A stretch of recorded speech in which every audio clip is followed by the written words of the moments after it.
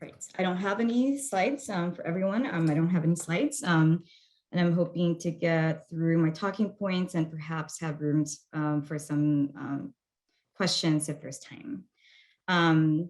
Good morning. Again, I'm Carmelita Miller. I use she, her pronouns.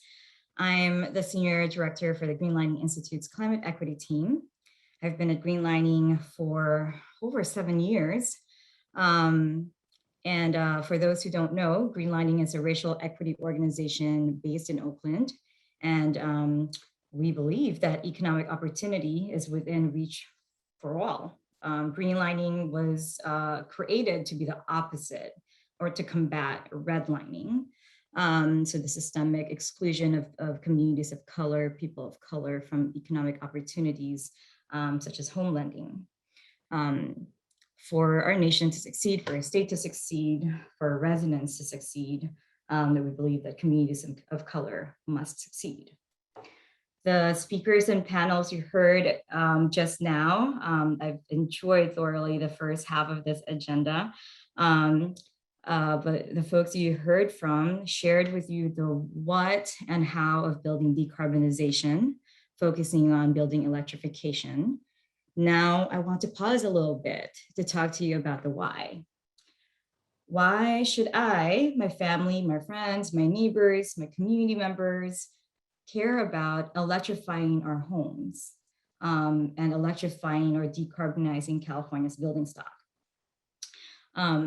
I know my family members ask me before becoming the Senior Director of the Climate Equity team, and still now, I am currently working with a handful of cities, helping to figure out as a technical advisor, but focusing on metrics and impacts that directly benefit environmental justice and low-income communities.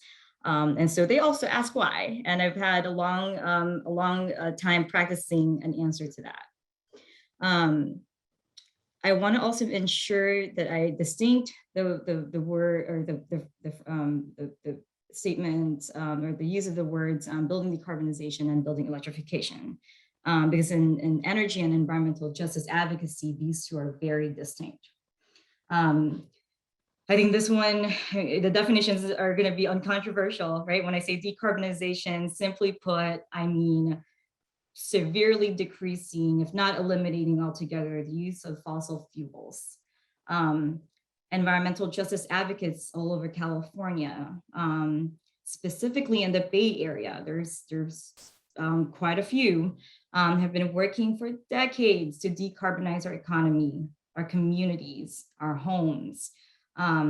If it's an organization fighting to close a refinery, retire a plant, stop fracking, an organization fighting to end the use of the extractive practices of the fossil fuel industry, then that organization has been fighting to decarbonize California, decarbonize our home by decarbonizing the power sector. They've been decarbonizing the home. And so I also just want to take this moment to honor those who are not speaking here today, but are definitely out there working on this very important issue.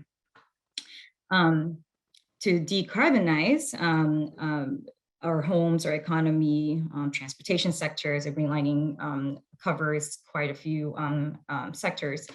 If we're talking about building stock, we usually talk about building electrification as one of the ways to achieve decarbonization. It's cost effective, and it's many things that you've heard in the first half of this event.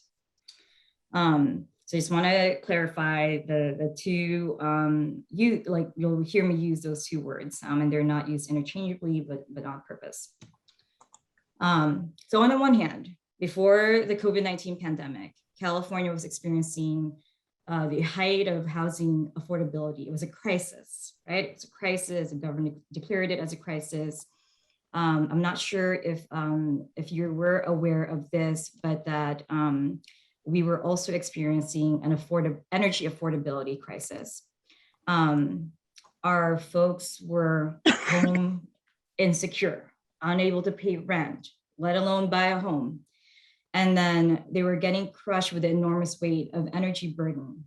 so many customers were facing power disconnections before the pandemic, power disconnections because it was so unaffordable, and they couldn't pay their energy bills. It became so bad, actually, that 2 years before the pandemic, the state legislature required the California Public Utilities Commission to lower the disconnections rate. It was a requirement to lower the disconnections rate. So what that showed is that the racial wealth gap continued to widen because we saw that these affordability issues were primarily affecting communities of color. So that's one.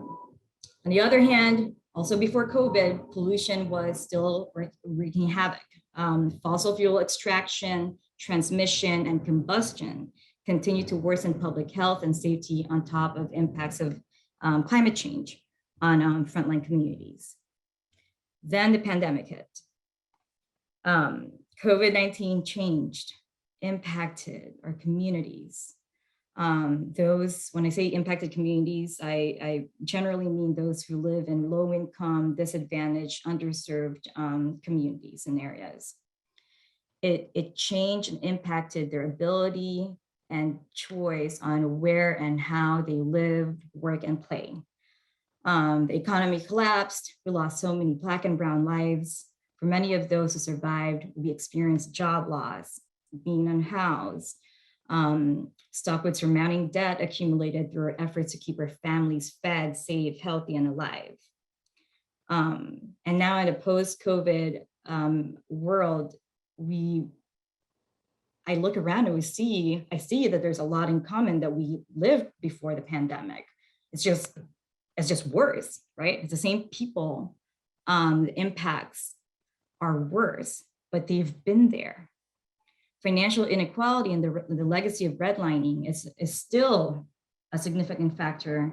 And if we're talking about decarbonizing California, decarbonizing our building stock, we're talking about a just and equitable way to transition away from fossil fuels so that we don't end up harming and putting more burden on the people who are already suffering. I usually say, why would we decarbonize or electrify a building or a home if we can no longer live in it, right? A few years ago, a trend started with kind of personally impacted me. I started to get this myself, and I decided to fight back. And that's that as a community member and an advocate, I noticed that when it comes to things like REACH codes, Title 24, statewide building decarb issues and policies, decision makers and policy influencers started to talk to me as if I only had two choices: stay on gas, propane, wood, etc., to keep everything affordable, or support decarbonization, electrification, so that you can have a healthier and safer community and stop relying on fossil fuels. But then there are also cons for both of these choices. It's a false choice, right? I consider this the biggest false choice that's being presented to me and my communities at the moment. Because the premise that people of color in California cannot have both is so incorrect. When I say what's the point of decarbonizing our buildings, I have a really good answer. It's because I believe that it's so that we can continue to live in them. It's not for the sake of building decarbonization, building electrification is not for the sake of an inanimate object, right? It's for the complete and utter benefit of the people living in them. Our efforts in building decarbonization can and must lead to the preservation of existing affordable housing. I think someone mentioned that earlier. What about affordable housing?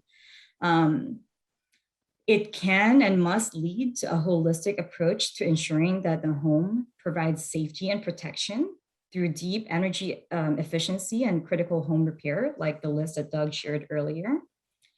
Building decarb can and must lead to reducing health problems caused by the cumulative impacts of indoor and outdoor air pollution in impacted communities, especially now, like we're being reminded because of the wildfires. We cannot be both breathing polluted air indoors and step out and be breathing the same. Decarb can and must lead to high road family sustaining jobs, can lead to energy affordability and clean energy adoption, like what Catherine and Jules were talking about earlier. Can we get solar and storage, right? So it can lead to co-adoption of technology. And lastly, it can and must lead to environmental and energy justice to get us closer and closer to racial equity. This is going to be key to not only educate our community members as passive members, but actually engage them and eventually step back and give them the room to advocate for themselves, to self-determine that they want a healthier future, right? I wanna wrap up. I'm seeing Denise's message that about the Q&A. We can, of course, leave that for later. But I wanna talk about another why, right? Why I'm here in this venue. Kind of pouring my heart and soul, if you can't tell, pouring my heart and soul, talking about building decarbonization and electrification of the many nerdy things I talk about. And why I'm here talking about this instead of Sacramento or state agencies where I also work. It's also my birthday today, and I told Denise I'd share with you. I chose not to take the morning off or the day off, and I was not joking. It's because of this event.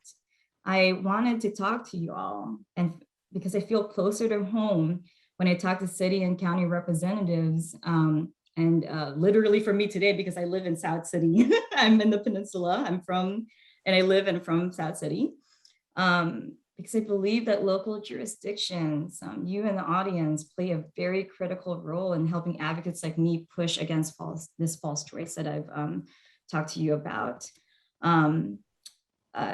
You can do a lot. You're much closer to me, to our residents, to my neighbor, to my family. You have a better idea of our struggles and are connected with community organizations who, if you're unable or just cannot engage with residents, can engage with community organizations who have their trust and know them. You know your building stock, right? When we want to nerd out, I get a lot of information from you. You know your decision makers, and you know your lack, you know your resources, your lack of resources. You know when affordable housing, a particular building is going to rehab, and the many things that have to do, the intersecting issues that have to do with decarbonizing our home. You're the closest. And so if anything, I wanted to talk to you and learn from you today, as I've been already learning this morning, of how we can do this together, what your role looks like, how can I become a better advocate in terms of focusing on policies at a local level. Like I said, I'm working in a handful of cities, but I'm definitely not an expert of all of the cities, right? So I'm looking forward to the rest of the event, and particularly to the next panel where Berkeley and Piedmont will be sharing how they've been pushing for equitable decarbonization policies at a city level. But I'm also really looking forward to connecting with you after today's event. And I'm sorry, Denise, about the whole Q&A. I will follow the format. And however, you can ask me questions, email me, or via chat. That will be fine. Thank you.